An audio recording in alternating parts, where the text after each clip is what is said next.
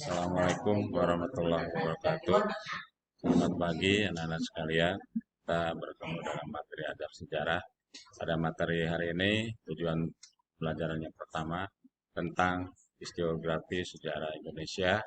Di antaranya historiografi itu yang harus kalian pahami adalah yang pertama itu siswa harus memahami tentang penelitian dan bukti-bukti peninggalan sejarah.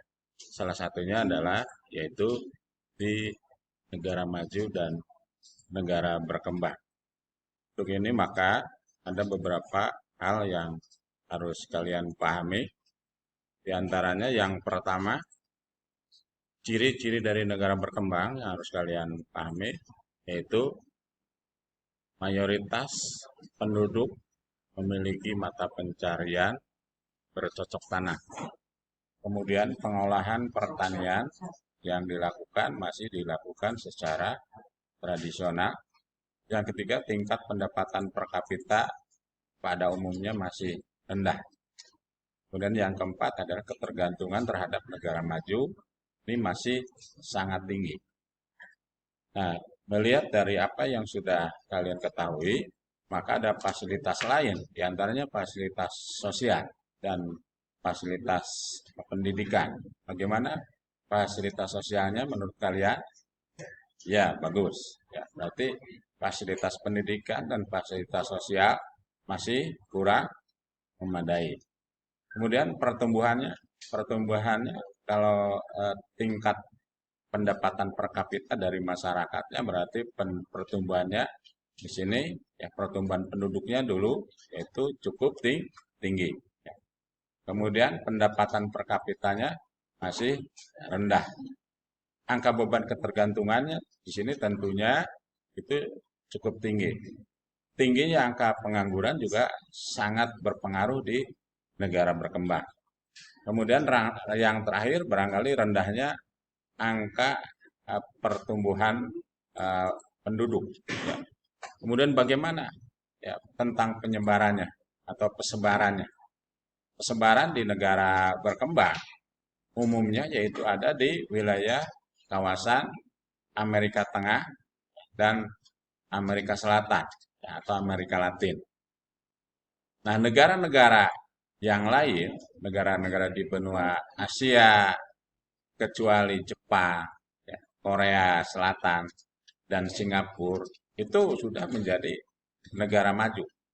Negara-negara di benua Afrika itu salah satu bagian dari negara yang sedang berkembang, termasuk di wilayah-wilayah kepulauan Oseania. Nah, bagaimana sampai ini dulu sudah dapat dipahami oleh kalian? Ya. Selanjutnya, ya, dapat dipahami? Ya. Selanjutnya, negara berkembang di sini ada negara-negara yang membentuk kelompok dari G7, ya, atau negara non-blok, atau ada juga yang menyebutkan negara yang tergabung ke dalam G15. Kelompok G15 ini tentu bertujuan meningkatkan pertumbuhan dan apa? Kemakmuran negara berkembang. Negara-negara yang termasuk ke dalam kelompok G15 antara lain siapa aja yang tahu? Ya, bagus ya. Kemudian siapa lagi? Ya, kamu juga bagus ya.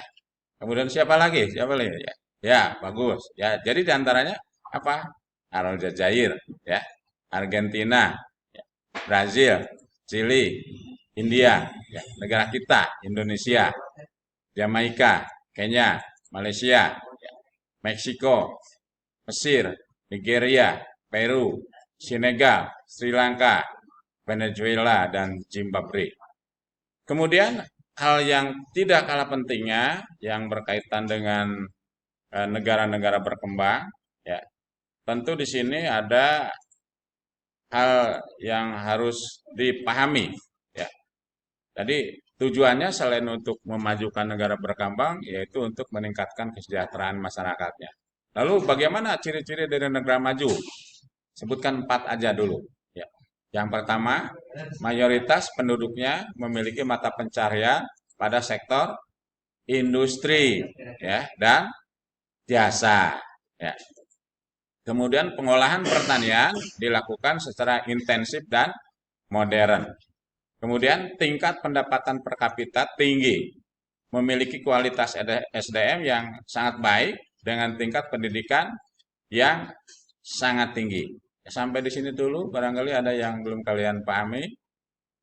Ya, sudah paham kalian? Oke, sementara sampai sini dulu. Ya, terima kasih. Assalamualaikum warahmatullahi wabarakatuh. Ya Allah. Stop, stop. Ya Allah.